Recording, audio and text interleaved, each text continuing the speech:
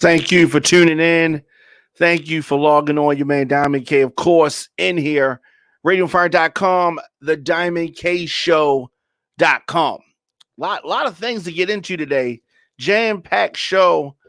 There's so much going on in the world, in the country, everywhere. Today's show, of course, Republicans choosing power over principle. The Republicans' Supreme Court hypocrisy. There are going to be huge consequences to this, just so people know.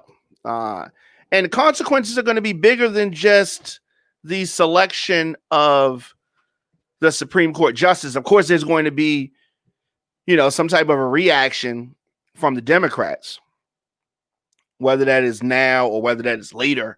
It's probably going to be later. We're going to talk about that today. Of course, conspiracy theories are absolutely corroding the fabric of America.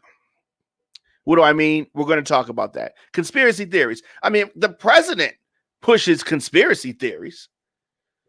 And this is already something that we saw on the internet, something that we always saw from the right, from Fox News, from other conservative outlets, conspiracy theories.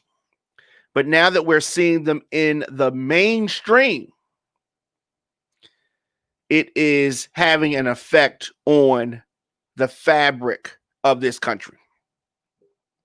So 2020, is this suddenly a new election that we are in the midst of? I say in the midst of because election voting has already started. Early voting has already begun in several places. So we're going to talk about that. And Ellen DeGeneres, she's made an on-air apology, vowing a new chapter. She's been, of course, under scrutiny, under pressure, based on some recent, whistleblower. Whistleblower is probably too extreme of a word, but feds threaten funds in New York City, Seattle, and Portland over the unrest that has been going on for quite some time. We're going to talk about that as well. And of course, Radio on Fire is listener supported, internet talk radio and podcast network, streaming from our production facilities in Baltimore and Atlanta. Radio on Fire is able to broadcast free programs because of our listeners and some amazing sponsors. Sponsors like D Lifestyle Secrets. Are you a baby boomer? Translation, okay. Baby boomer is someone born between 1946 and 1964. Well, more than 71 million Americans are baby boomers. And as you continue to get older, baby boomers want to stay mobile and experience as few aches and pains as possible. DLifestyleSecrets.com helps you do that. D Lifestyle Secrets provides a blueprint to reduce or eliminate joint pain by teaching members how to communicate with their bodies naturally. Created by 70-year-old Dwight Williams, D Lifestyle Secrets gives baby boomers step-by-step videos and natural recipes, and most importantly, the motivation to re-energize themselves naturally. Visit DLifestyleSecrets.com to join this active community of baby boomers. So with that being said, there are definitely going to be consequences to the hypocrisy that is being shown currently by Republicans. So we've talked about this, the passing of an icon as it relates to the Supreme Court. She is definitely an icon. And with the passing of, it has been handled in a way that is not surprising. Of course, the death of Ruth Bader Ginsburg. The attempts by the GOP to try to spin this, I didn't think that they were going to actually, with a straight face, try to spin this some kind of way, but they have, and they're trying to deny the obvious hypocrisy. But why do I say obvious? It is obvious, the hypocrisy, right? But I guess when you're in power, you do what you want to do, right? That's what Republicans are doing. The vote is going to come, and is going to happen during the election. Because as I said, voting has already started. Early voting has already begun. The president is going to put a name out there, and they're going to probably confirm this person. This person is going to replace Justice Ruth Bader Ginsburg on the Supreme Court. So I'm saying hypocrisy, and I'm saying that because it is clear hypocrisy. Depending on who the president is, that is the way that the Republicans are moving. And Democrats, for their part, they do the same thing. As far as depending on who's in office, what they do. But the way it is right now, the hypocrisy of some of these Republicans after the way they treated President Obama's pick, like February of the election year, they felt, oh, the people need to decide. We can't let somebody come in. The people have to decide. But now, of course, they got to push it through real quick. They are trying to push back the charges of hypocrisy, but there's no pushing back. You might as well just say, yeah, we said it, but oh, well, this is what we doing. Because that's how they're carrying it. So the attempts that the Republicans are making, it just looks foolish. It just looks foolish. They're getting behind McConnell. It's clear and obvious. They're in line. And they're saying stuff like, why would we squelch the voice of the people? Why would we deny the voters a chance to weigh in the makeup of the Supreme Court? That's what they said in 2016. However, now they're saying something completely different. They're talking about we got to push it through. We are in the middle of an election, right? We're in the middle of an election. They want to push this through. They are choosing power over principle. Some people make that choice. Some people don't have any problem with it. But I thought you conservatives were, you portray yourself like that. Like you're somebody other than what we are clearly seeing. Lindsey Graham, they have an ad out against Lindsey, using his own words against him because it's clear and obvious to do that. Because Lindsey Graham is a hypocrite. He was a hypocrite before this, but he's equally take a look at this ad that they have that they're running against Lindsey Graham.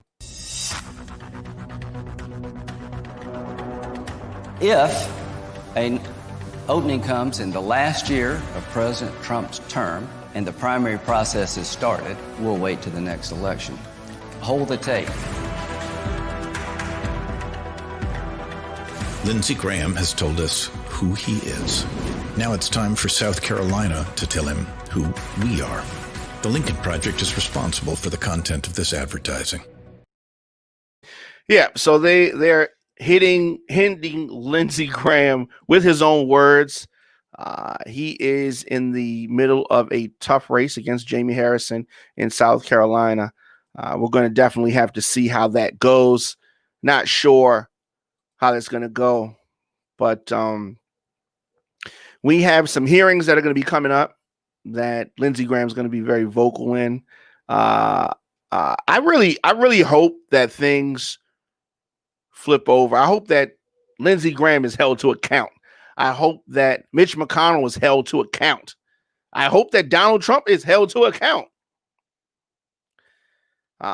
The conspiracy theories that the president has been pushing, as I said earlier, are corroding the fabric of America. He pushes conspiracy theories. The president I'm talking about. And so we really need a president who deals with the facts, not someone who pushes dangerous conspiracy theories. The biggest conspiracy theorist in the world is Donald Trump. It's called QAnon, a fringe conspiracy theory. QAnon's grown so fast, Supporters are linked to acts of violence. Murder at Staten Island. The suspected killer was obsessed with the QAnon conspiracy theory. The FBI has ID'd QAnon as a domestic terror threat. What's gone from an underground, almost cult-like group has now entered the mainstream of American politics.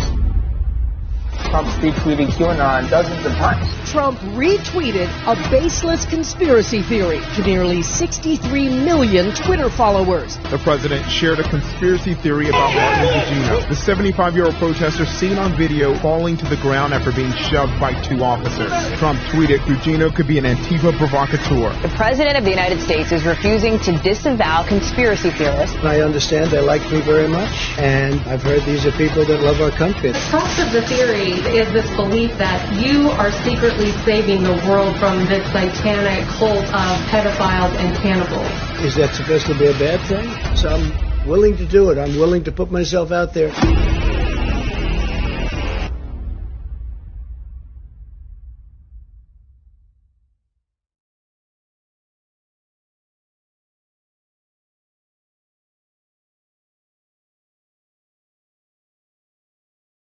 That is just one of the many videos out because of Trump.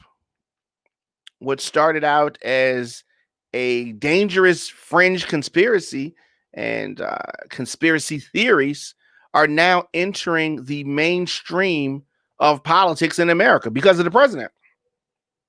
Not a good look. The Manchurian Candidate, the movie, and Donald Trump. What's the difference? Okay, the first was fiction about a president controlled by a foreign power. The second is a president controlled by a foreign power who spits out fiction.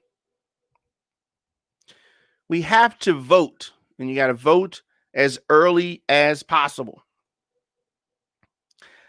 Don't use the UPS, the post office. It's really going to come down to this. This is going to go to the Supreme Court. Here's what the Republicans are thinking, at least Trump is thinking. If he doesn't win the election by votes, he wants to dispute the outcome, take it to the Supreme Court that he has packed with people that he feels are going to rule in his favor. That's where we're at right now. That's where we are. Things are very serious, very critical right now. Just tuning in to the Diamond K Show, Radio on Fire, radioonfire.com, the Diamond K Show.com. So another milestone, another sad milestone that has been reached. America has passed 200,000 COVID-19 deaths. 200,000. Joe Biden spoke yesterday about this milestone. It's a location that we don't want to be at. 200,000. But of course, the conspirator in chief is acting like, oh, it doesn't affect anybody. And many people that are in the Republican Party now that are supporting Trump are Trump supporters. They're not conservatives, because the things that are going on are not true conservatism. Real conservatives are not supporting Donald Trump. Members of this cult, those are the ones that are supporting Donald Trump. And the statement that he made is 2015, how he loves the uneducated. That is because he's trying to get something over on people and has been successful in doing this.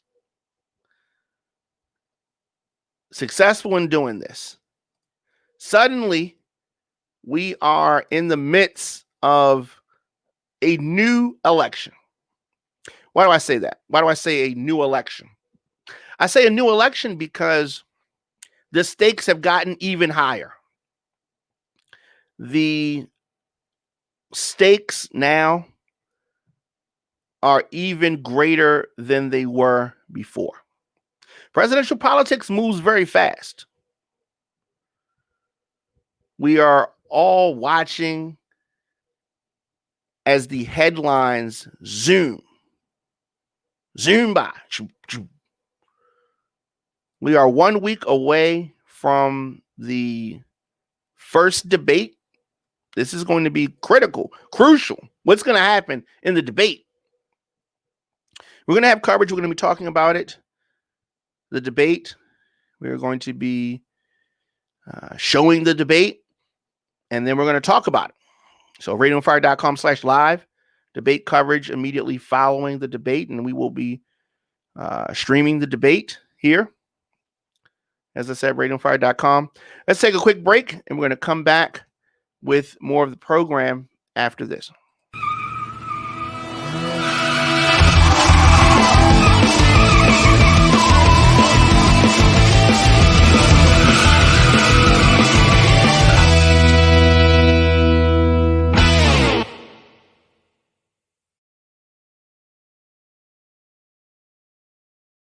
Of course, on social media, I'm at The Diamond K Show, at Radio on Fire.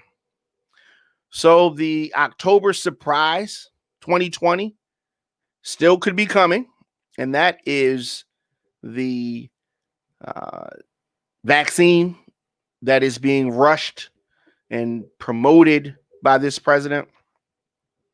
A vaccine that many people will not take. Why won't they take it? Because they are not comfortable with the efficacy of the vaccine, a vaccine that's been rushed to market. Interestingly, the October surprise coming from a president who has been denying this virus and calling it a Democratic hoax in the beginning, or something that was going to magically go away, or that it was 15 people and it was going to magically go away. The fact that this president, who prevented the post office from sending reusable cloth masks to every American, that person, their October surprise is a vaccine. A vaccine for something that he said he already has under control is very curious and interesting to me. Right? The fact that that's going to be the October surprise of the person who denies that this is even an issue. The fact that that is the October surprise of Donald Trump should say something to you Trump supporters. Should say something to you Trump supporters, right? Last week, I talked about the president going against the CDC, right? And disputing the CDC head. Some Trump supporters hit me up talking about the CDC has no credibility. Trump knows more than the CDC. The CDC had credibility before Trump. The reason that the CDC's credibility has come into question is because of Trump trying to downplay them and minimize them and muzzle them,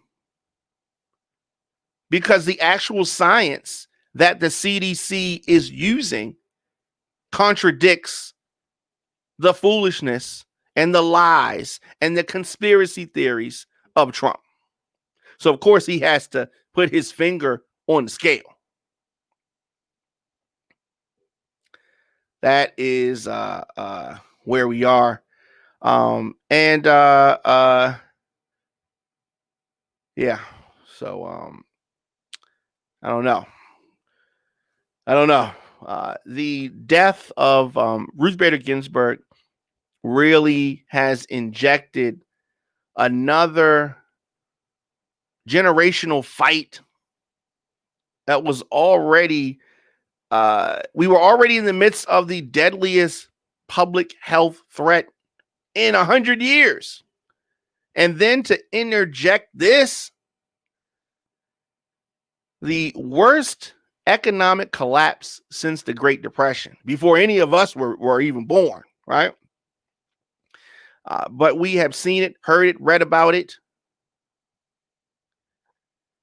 We have very significant civil unrest going on. Later on tonight, we're going to talk about some of that. 6 weeks before Election Day, which is going to be election week, right? Bare minimum. The fight to replace Justice Ginsburg is definitely going to dominate the headlines. It is definitely going to energize people on both sides. Your health care, people that are on Obamacare, the Affordable Care Act, folks that are using that, understand this. This justice that the president is going to nominate is going to be significant in what the Republicans ultimately want to do, which is to try to repeal Obamacare. I'm not even going to say replace, because they don't have a replacement. They just want to take it away. In the midst of the deadliest public health threat in over 100 years, Republicans are trying to stack the court so they can A, take away a woman's right to choose, and B, take away your health care. That's just two things. There's more that they want to do, but those are two that are high on the list. Pandemic is still going on. Millions of school-aged kids stuck at home. The economy is dragging. This big recovery that they were talking about, it ain't happening. If you look around, many stores are closing. If you go to stores that used to be popping, they're empty. And it's only a matter of time before many of those stores close. 200,000 Americans have passed. 200,000 people that were here are not here directly because of this pandemic. So yeah, so when I say that there is a new election, there are new factors that are motivating people. This election is a referendum on Trump's leadership. And I hate to even use that word. It's been very, very divisive. So, has your life been affected by the pandemic? Yes. Yes. You need to go vote. You need to go vote. It's clear that the partisans, the parties in Washington and elsewhere, will be obsessed with the election eve nomination fight. This is very important. People that don't pay attention to politics until this time, you're probably looking at like, overwhelmed by the amount of things that are being thrown. Boom, boom, boom, boom. This is even more than normal. This is even more than normal. No one knows exactly how this fight will or will not reshape the 2020 landscape, but it's going to have an effect. This Supreme Court fight, the nominee, who is it going to be? So those who are close to the president are encouraging Trump to announce his Supreme Court pick on or the day before the first presidential debate, which, as I said, is 1 week from today. It's going to be on September the 29th. So you can expect that. Trump runs everything like it's a TV show. Have you waiting, cliffhangers, guest appearances, season premieres. That's how he runs the country, his company. He ran his company like that, which is why he's had to have so many bankruptcies, right? But now he's playing with the people's money in the people's house, playing games with the people. Sad state of affairs. Tune in to the Diamond K Show, of course, radioonfire.com, thediamondkshow.com. Let's take a quick break, and then come back with more of the program after this.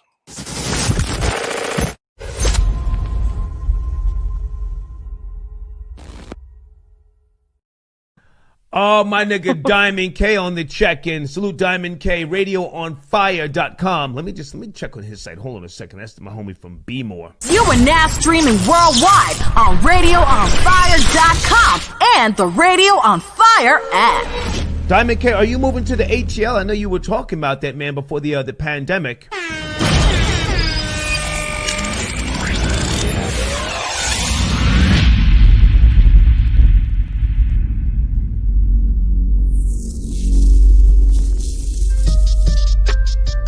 Giving you more talk, more news, and more music. It's Radio on Fire. Okay, there you go. RadioOnFire.com. That's the homie, Diamond K.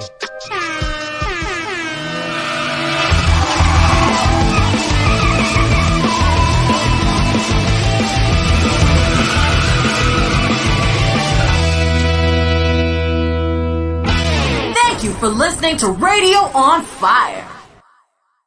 I see High Roller Records, Jay Jackson Live, The Diamond K Show, of course. Yeah, folks, make sure you check out my homie, RadioOnFire.com. That's Diamond K. Follow us on all social media at Radio on Fire.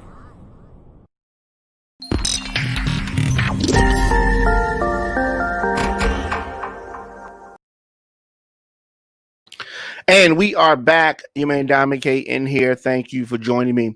So, Ellen DeGeneres has made an on-air apology. She has been going through a lot. She's been, a lot of people giving her, some what you call bad press, I guess, talking about a toxic work environment. And if she was a guy, I think that they would have got her up out of there. I've seen guys thrown under the bus with this kind of stuff. But hey, I'm not saying that, throw under the bus, it's all good, whatever. Do what you want to do. But she has apologized for things that she say should have never happened. Should have never happened. She said that I know that I'm in a position of privilege and power, and I realize that with that comes responsibility. True. And I take responsibility for what happens at my show, she said in a video that was posted yesterday. The show, the Ellen DeGeneres show, started its 18th season in LA with the host on stage for the first time in months after taping from her home during this quarantine. And there was not a studio audience, but a virtual audience with faces beamed on the monitors and put in audience seats, as we've seen many shows do. So Ellen said that we have had a lot of conversations over the last few weeks about the show, about our workplace, and what we want for the future. She said that she's made the necessary changes, and today we are starting a new chapter. This coming from her. Ellen also addressed the allegations that the off-camera DeGeneres is very different than her sunny on-air persona. The truth is that I am the person that you see on TV, Ellen said. So an internal company investigation of the work conditions was prompted by a BuzzFeed news report over the summer based on interviews with ex-staffers, 36, who complained or said they witnessed improper and unfair treatment. The people making the claims were not identified. But that's out there. Ellen sent a memo to her staff after this BuzzFeed report, recalling her early promise of ensuring a workplace where everyone would be treated with respect. Something changed, she said, and for that, I am sorry. So we'll see how this goes. I know they were talking about replacing Ellen. That was some words I was hearing. Who knows if that's gonna happen or not. A lot of people like Ellen DeGeneres, and a lot of people seemingly like her show.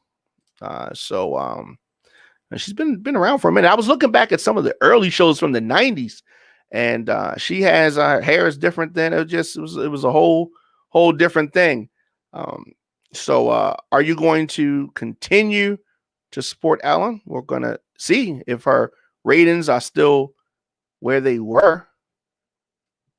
Where they were. And she had good ratings, and but a lot of people not feeling her.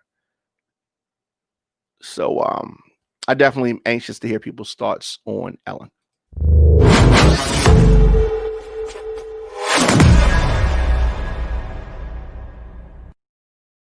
Your man Diamond K in here, of course. There's also this: feds threaten funds to New York, Seattle, and Portland over the unrest. And unrest has been going on. We've been talking about this for months. And, in a way to try to slow things down, I think that ultimately the government, the Trump administration, does not understand why this is taking place. Or maybe they understand and don't care. Either one, I don't like. Either one I don't like. The Justice Department has identified New York, Portland, Oregon, and Seattle, right, as places that could have federal funding slashed under a memorandum by Trump.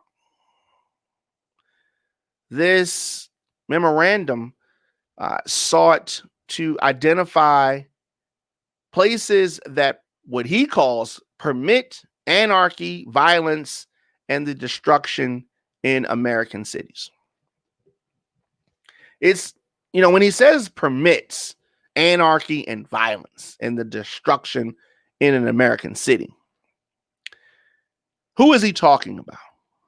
He's talking about protesters who have been infiltrated by other folks, or is he talking about the real protesters. There is definitely a mixture of people that want peaceful solutions and people who want violence. But a lot of the people that wanted violence and the looters, those folks, the looters anyway, though a lot of those folks are gone, right? But what we have now is some violent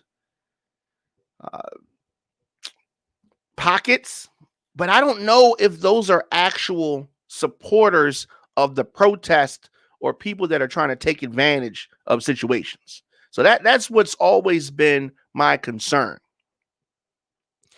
This attempt to cut off funding to cities will likely be met with some lawsuits, some immediate challenges. A lot of cities are not just going to stand by and let this happen. So you're going to see some court battles back and forth between the local and federal. Justice Department said that 3 cities were designated because they met 4 main criteria, including whether a jurisdiction forbids the police force from intervening to restore order amid widespread and sustained violence or destruction. All this time, if the Justice Department is trying to get people to believe that just for months and months, large groups of people have just been destroying the city for months and months, that's not what's happening. That's not what's happening. And the over-exaggeration of things at the behest of this president on this whole law and order image that he's trying to push. I mean, it is not the first time that the Justice Department has attempted to take action against city officials for these demonstrations. The president has mocked the demonstrations, refuses to talk about the actual reasons for the demonstrations. But the department has also explored whether it could pursue either criminal or civil rights charges against city officials in Portland after the clashes erupted there night after night between law enforcement and demonstrators. What do you want the people to do? Do you want the local governments to shoot the people and shoot them down? Is that what you want them to do? I mean, so people are upset. People are angry. They're angry at the police because of killings. The solution is not to kill more people. That's not the solution. For weeks, hundreds of demonstrators gathered outside the federal courthouse in Portland. Some were throwing bricks and rocks and other projectiles at officers, leading the officers to fire volleys of tear gas and pepper balls at the crowds. Now, let me say this. The throwing of the projectiles and the rocks and the bricks is not helpful. That is not what we need to be doing in Portland or anywhere. I do believe that people coming out in droves that are peacefully protesting is the way to go. But both sides are tense. It is a very tense time. There is a pandemic going on, the economy. I mean, there's so many things that are fueling both the government and the protesters. It's a lot. There's a lot at play here. There is a lot going on.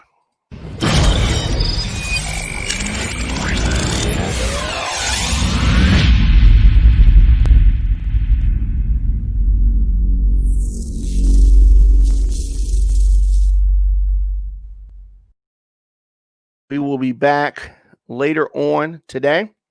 RadioOnFire.com, thediamondkshow.com, and Radio on Fire talks to America through digital news broadcasts and social media content. We are a rising multimedia platform generating over 350,000 viewers and listeners per month through our audio and video streams from politics, breaking news, celebrity info, sports talk, pop culture, and so much more.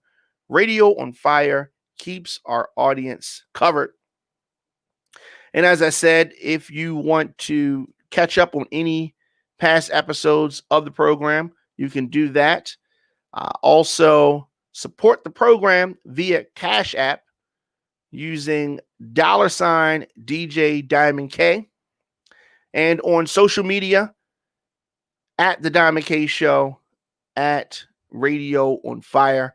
I'll be back later on tonight. Thanks for watching. See you guys later.